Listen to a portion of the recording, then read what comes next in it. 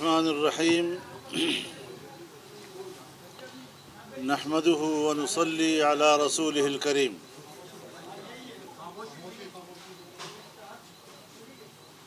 آج supreme court نے قادیانی مبارک ثانی مقدمے کے حتمی فیصلے کو اناؤنس کیا ہے اور انہوں نے گزشتہ فیصلے جو 6 فروری کو اور پھر 24 جولائی کو ہوئے تھے ان کے تمام قابل اعتراض حصوں کو حذف کر دیا ہے۔ میں اس بہت بڑی کامیابی پر پوری قوم کو مبارکباد پیش کرتا ہوں، امت مسلمہ کو مبارکباد پیش کرتا ہوں، تمام دینی جماعتوں کو، ان کے کارکنوں کو مبارکباد پیش کرتا ہوں۔ اور آج سپریم کورٹ پہ تمام مکاتب فکر کے جو علماء کرام شریک ہوئے اور انہوں نے جس یکجہتی کے ساتھ کورٹ کے سامنے اپنا موقف دیا اور سپریم کورٹ کو اپنے موقف کے حوالے سے قائل کیا، یہ سب قابل احترام ہیں اور مبارکباد کے مستحق ہیں اور انہوں نے امت پر احسان کیا ہے۔ اس سلسلے میں اعلان کرتا ہوں کہ کل پورے ملک میں یوم جمعہ کو بطور یوم تشکر منایا جائے گا۔ 7 ستمبر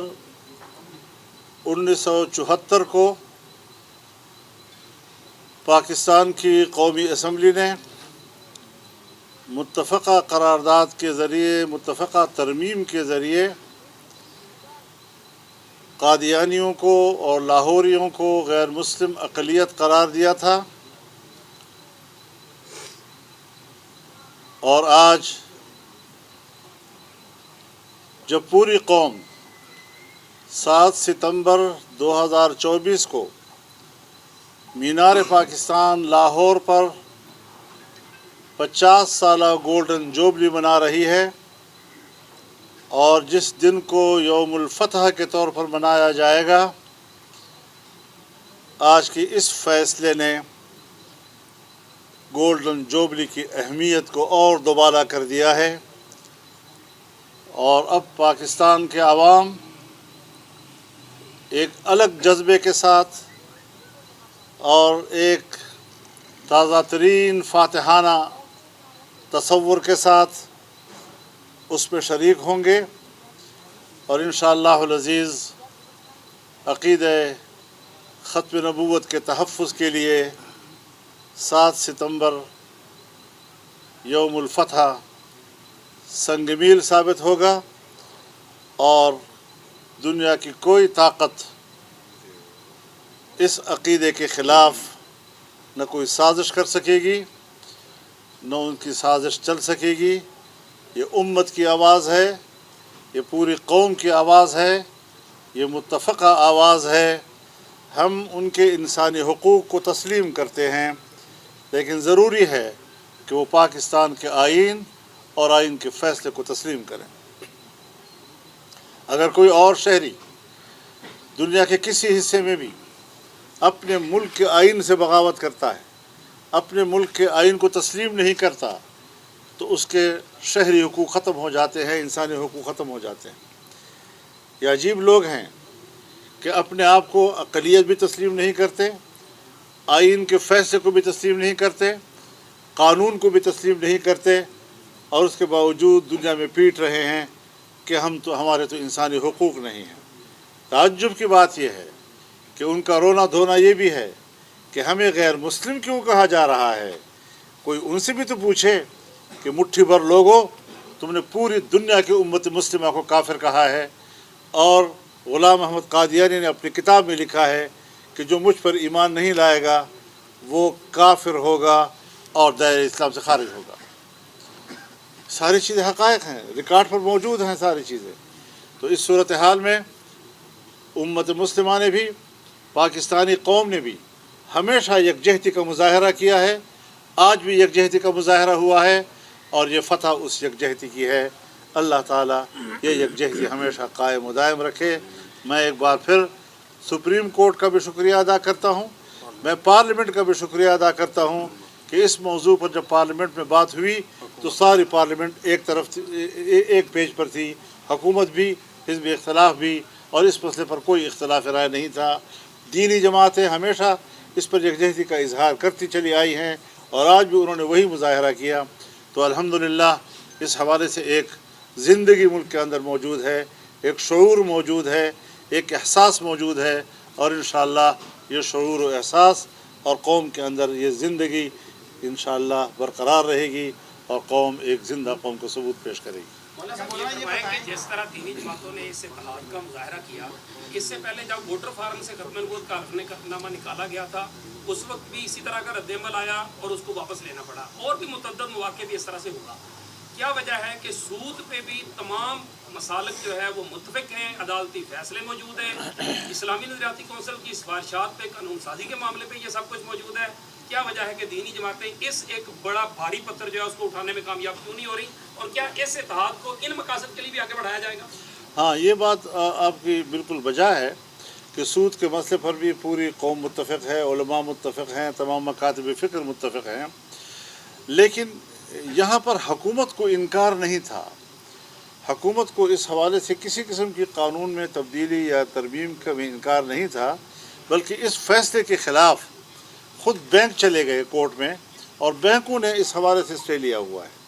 تو یہ معاملہ جو ہے وہ اس نوعیت کا نہیں ہے، تھوڑی ذرا اس کی قانونی و آئینی حیثیت ذرا مختلف ہے۔ یہ بتائیں آج کے اس معاملے میں آپ کی چیف جسٹس سے بھی ملاقات ہوئی ہے اور پھر اس پر مشاورت بھی ہوئی ہے، ایک اپنے ہی فیصلے کو چیف جسٹس نے متنازع قرار دیا اور اس پر جو ہے ریورس کر کے تو اس کو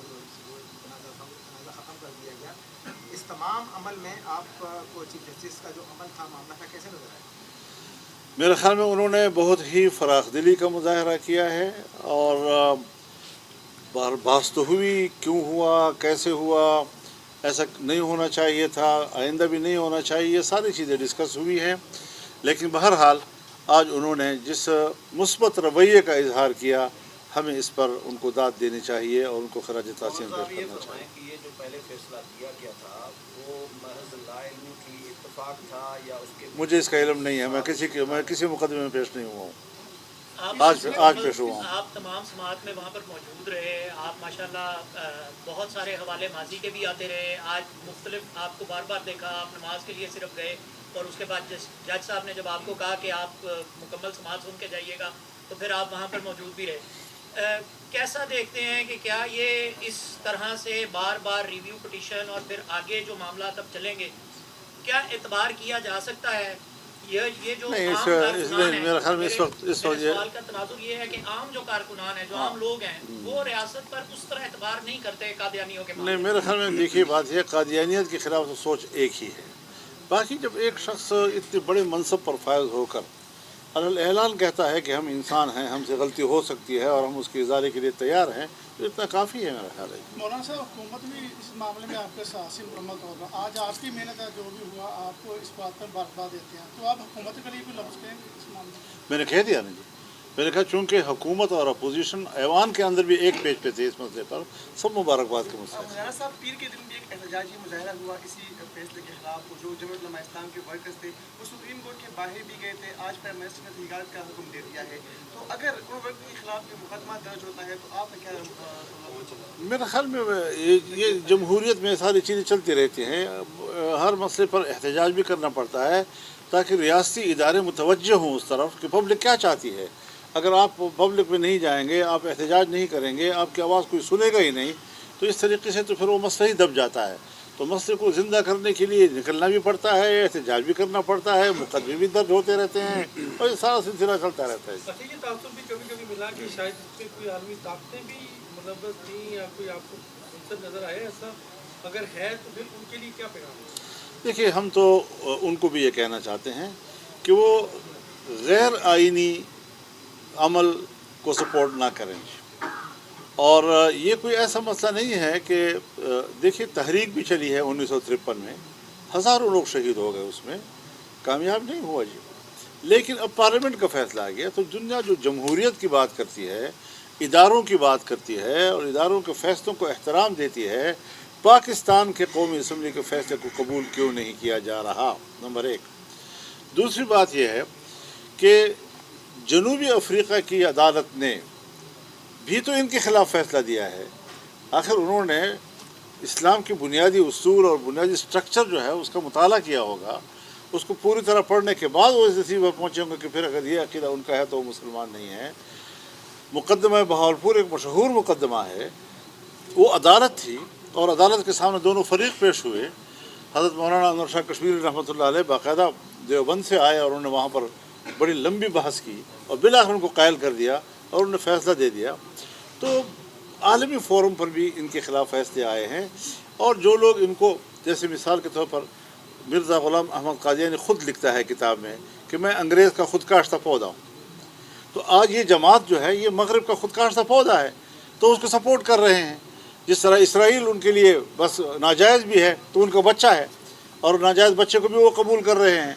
40,000 50,000 تک انسانوں کو انہوں نے خون پی لیا ہے اور وہ دفن ہو چکے ہیں۔ یہ کوئی انسانی حق نہیں ہے کہ امریکہ اتنے بڑے زیادہ خون کو اور عام آدمی کے خون کو بہتے ہوئے دیکھ رہا ہے اور پھر بھی اسرائیل کو سپورٹ کر رہا ہے۔ کس منہ سے امریکہ آج کے بعد انسانی حقوق کی بات کرتا ہے؟ جو اس نے افغانستان میں کیا، جو اس نے عراق میں کیا، جو اس نے لیبیا میں کیا، جو اس نے شام میں کیا اور ابھی تک کر رہا ہے اور آج فلسطین میں کر رہا ہے۔ تو اس دنیا کو ہم یہ پیغام دینا چاہتے ہیں کہ یا تو آپ بنیادی بین الاقوامی مسلمہ اصولوں کو تسلیم کریں اور